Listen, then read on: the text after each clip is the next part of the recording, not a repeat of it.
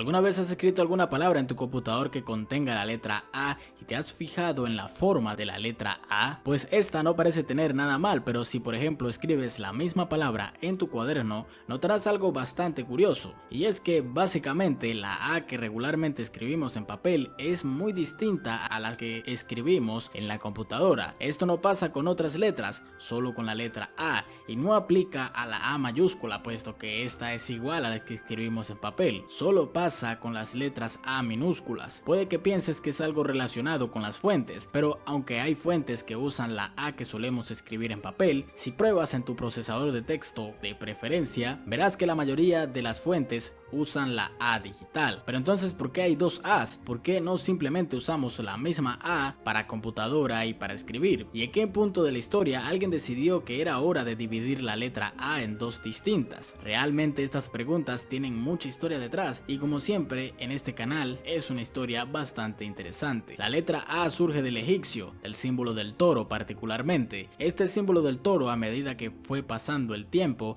se fue simplificando cada vez más para ser más fácil de escribir. Ya alrededor de los años 2000 a.C., en el alfabeto fenicio, veamos una A muy similar a la moderna, llamada Alep, que significaba buey. Posteriormente los griegos usaron esta misma A dada vuelta para representar el alfa, y con el surgimiento de las letras mayúsculas y minúsculas teníamos la letra Alep dada vuelta para representar la alfa mayúscula. Posteriormente, en la era bizantina en el siglo X, se originaron las letras minúsculas en el griego, dando origen a la letra A que todos escribimos en papel, que sería conocida en la modernidad como la A itálica. Sin embargo, ya desde el siglo I se usaba en países que hablaban lenguas derivadas del latín el alfabeto latín, que tenía la A que todos vemos en las computadoras, la A romana, por lo que ya para el siglo X teníamos dos A's convergiendo en el mundo medieval, la A itálica de origen griego y la A romana de origen latín. En los siglos consecuentes llegaría un invento que revolucionaría la escritura y la comunicación para siempre: la imprenta. Esta se inventó en el siglo XV por Johannes Gutenberg en Alemania. No se sabe exactamente por qué, pero en las primeras imprentas se empezaron a usar la A romana, por lo que cuando la imprenta se globalizó en Europa, esta A era el estándar en los libros y en cualquier medio impreso de la época. No era problema que la A romana fuera más difícil de escribir, debido a que en la imprenta los moldes de letras estaban prefabricados,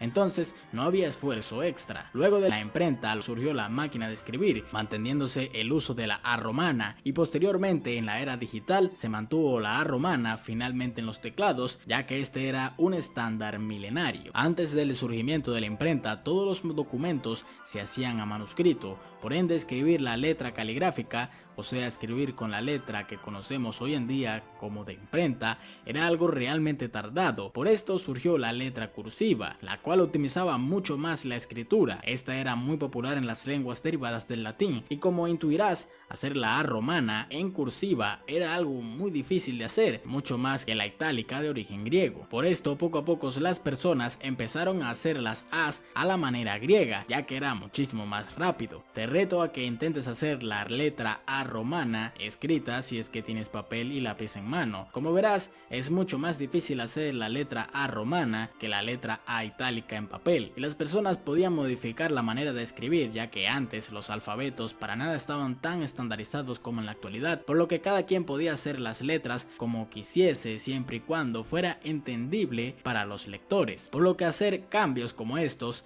era común en el medievo y en el renacimiento. Por esto intentar leer manuscritos medievales, aunque estén en tu idioma, es una tarea bastante difícil de hacer. Así que por esto, cuando tocas la tecla A de tu computador, aparece la A romana, que es muy distinta a la A itálica que sueles escribir en papel. Realmente hay muy poca información al respecto sobre todo esto, ya que todo esto ocurrió en el medievo y en el renacimiento, y la mayoría de cosas que hoy mencionamos solo son especulaciones de expertos lingüísticos e historiadores, pero realmente todo esto tiene muchísimo sentido, así que ya lo sabes. Probablemente ya no veas las A's de la misma forma por mi culpa, sin embargo es bueno saber estas cosas. Muchísimas gracias por este video y nos vemos en la próxima. Adiós.